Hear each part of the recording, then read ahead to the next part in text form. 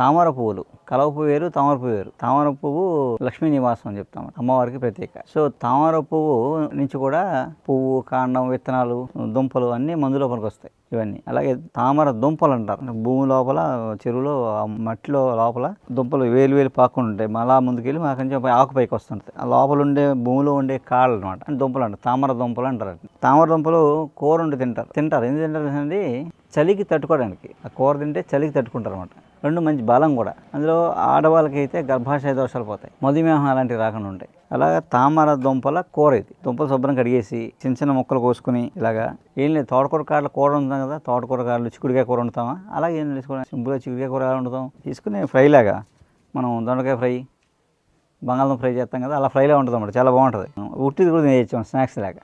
అలాంటి శీతాకాలంలో చాలా మంచిది. మామూలుగా ఇలాంటివి తింటే ఏంటంటే మనకి ఈ శీతాకాలంలో వచ్చే దగ్గు, జలుబు, కఫం లాంటివి రాకుండా ఉంటాయి అన్నమాట. అలా సంవత్సరానికి ఒకసారైనా తినాలి, తింటే మంచిది. నమస్కారం.